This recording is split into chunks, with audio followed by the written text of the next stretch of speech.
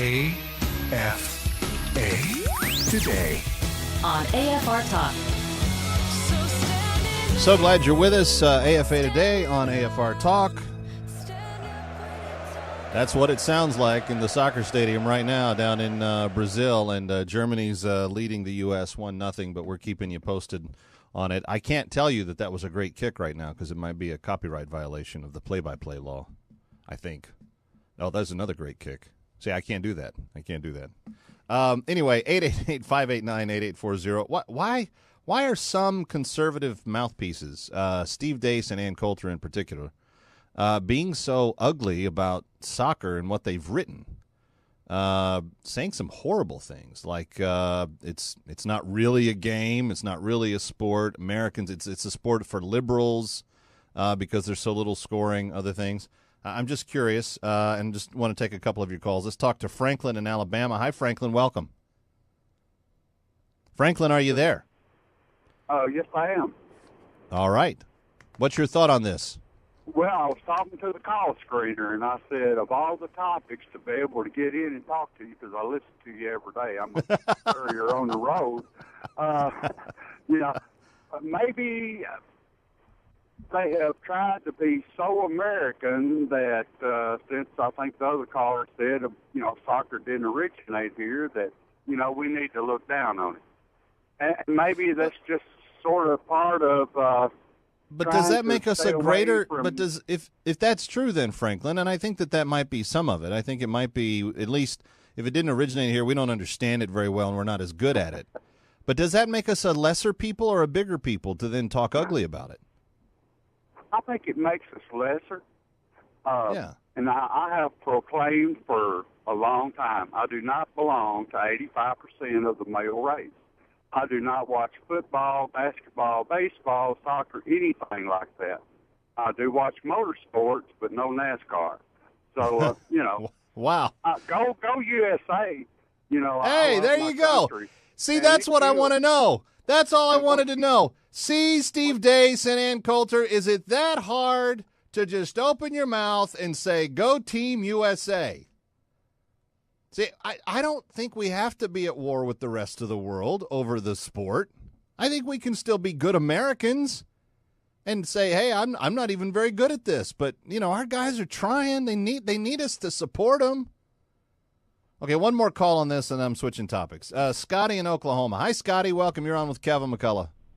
Yeah, I haven't got to talk to my super friends lately. It's good to hear from you. But on that, I agree with the last caller. Do you talk with super friends regularly, Scotty? Does Wonder Woman and Superman pay personal visits to you? Sandy would be Wonder Woman. Tim Wyman would be Superman. You would be Spider-Man. You remember when we was kids, the old cartoon Superman? Wait. Why Spider-Man? I think I'm a much better Batman. I think I'm very dark and brooding most of the time. That goes to the gentle two, Alex and Bert. Or not Bert. No. I'm not accepting that. I have to be Batman because I'm the sour brooding kind all the time. That is true. But you don't have Spider-Man's very, very optimistic and very hopeful, and shoots his webs everywhere. Yeah, but unlike the other caller though, I get to feel that, it's kind of a gladiator thing. It's not a real, sports ain't a real good thing unless it's like a college thing or something that's productive. But, yeah, go America. And we had the Wichita Wings, and them dudes, they're big. They're not small people. You don't talk to them the wrong way. And they fight like hockey players, so I don't. And then it's an old sport. It's got history. It's ancient. It goes back to the original Olympics back in Athens, I think. Yeah, maybe not that far, but it is pretty old. I mean, it goes way back. And here's the thing. I've been around the world on mission trips and different things. I've been to Israel. I've been to Central America. I've been to Haiti. I've been to Eastern Europe. I've been to Africa. I've been in the heart of Africa. Everywhere I go, there are little kids that come up to me. And, they may have nothing, but they have a little ball and they have some bare feet, and they kick that stuff around, and they play on gravel roads and rocks and everything else. And I'm a sissy. I've got, excuse me 1 second, let me put my tennis shoes on. And then even if I step on something that's like, oh, that hurt. Anyway, okay, enough of that. But I will keep you posted. It's still just 1-0 Germany right now. So we're within striking distance. Come on, USA, you can do this. Okay, so here's what I want to know. I watch all the news, every day. I check about 40 different news sources before I come to you at this time each weekday.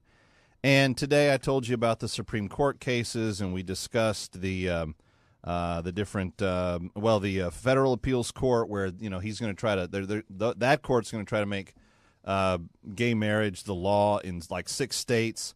And I told you the added layer about the buffer zone ruling, that it is technically kind of a win for pro-lifers, but it's also on a non-technical basis probably more of a loss, because, or at least an undefined outcome, because they haven't really talked about how, because there's some that want to counsel instead of protest, and so they want to get close to the people, and they want to give them literature, and they want to pray with them and other things, and there's some speculation that this ruling is not going to be very allowing in those areas. So I try to diligently report news that is of a national nature, that has application to you, that is something you care about, that is something that the American families of this country would care about. But I saw a story this morning, and I watched the video link to it, which I don't often do. I get, friends, if you knew how many things I get in my inbox, probably close to 5,000 pieces of information a day. Now, that may be one email with 200 links in it that someone has sent to me and said, here's all the stuff that we're reporting on today. But I get inundated with stuff, but there was something about this particular headline that grabbed my attention. So I clicked through and watched it, and it was a local news report from Salem, Pennsylvania. I don't even know where Salem, Pennsylvania is. But you know how they've described Pennsylvania. It's Philadelphia on one end, Pittsburgh on the other, and Alabama and Mississippi in between. And if you drive the length of it, you feel like you've been driving a long, long way through the country when you take I-80 through there. But long story short, I watched this video, and for those of you watching on the channel, I'm going to let you see it. You'll hear the audio if you're listening by way of radio. But basically what took place was, this woman was walking with her son what looked like through a park. I don't know what the ethnic breakdown of Salem, Pennsylvania is, but this woman in what looks to be a McDonald's uniform, who is easily 2 to 3 times the size of the young mother,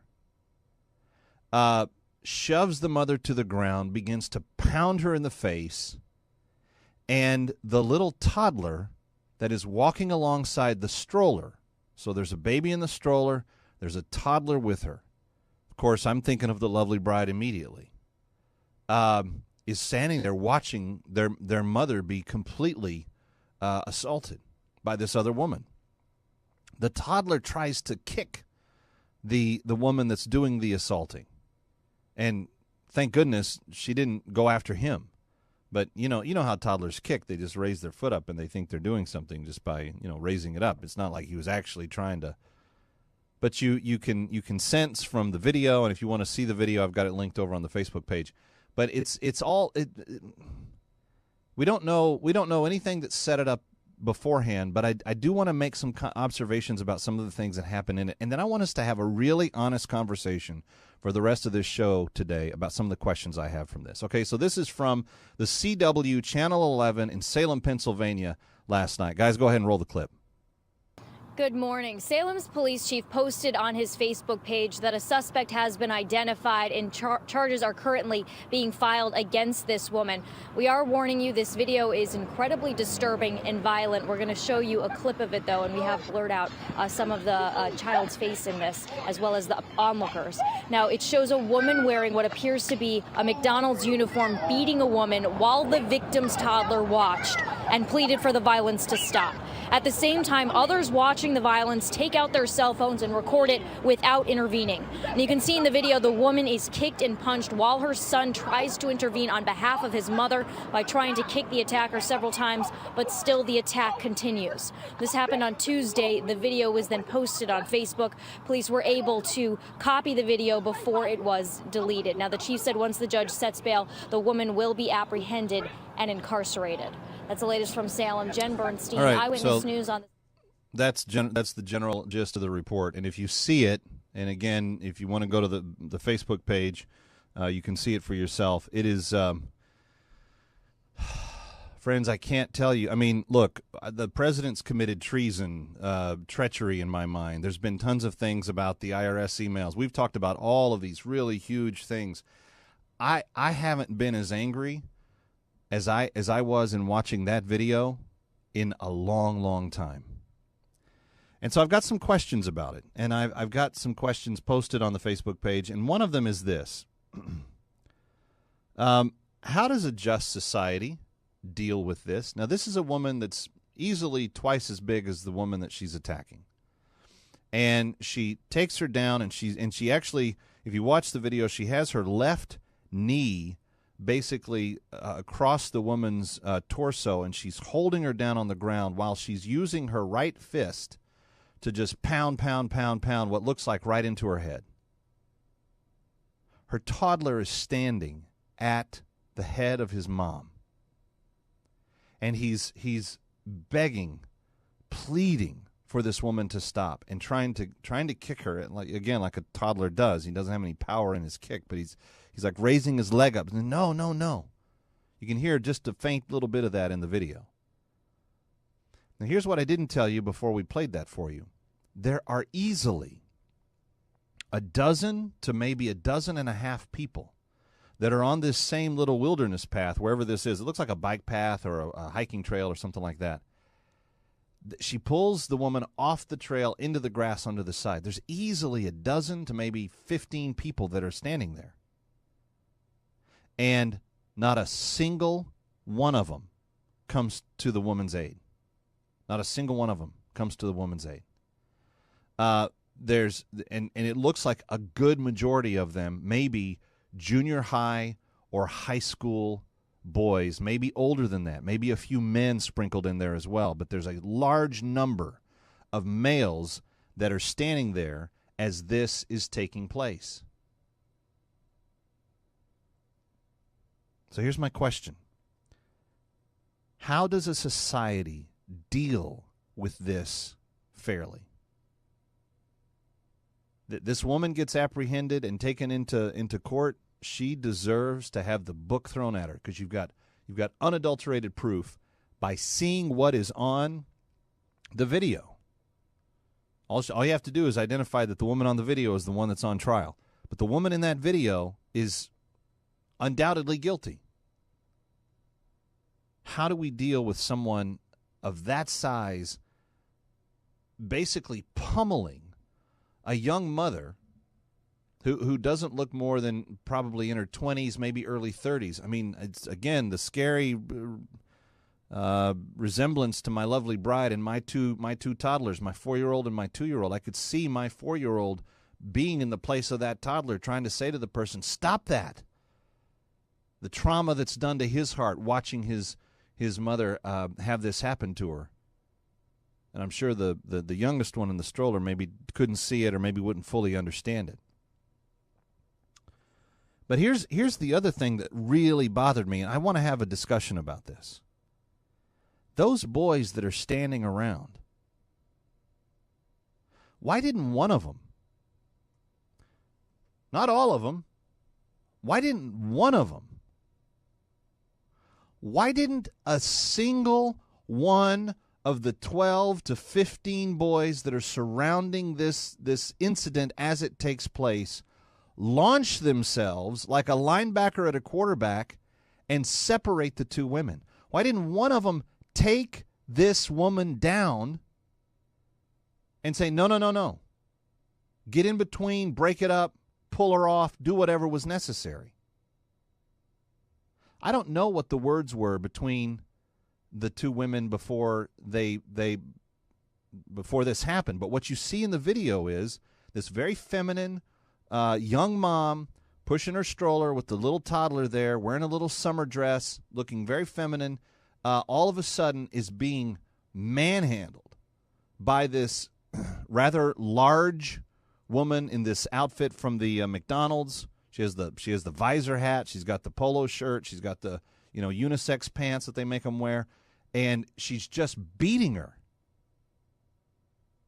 I don't even know that I need to know the context before that. I don't know how bad of an insult the young mom has to make for this person to turn into that kind of animal. But something happened there, and whatever it was, how could it have possibly have merited what she then dished out?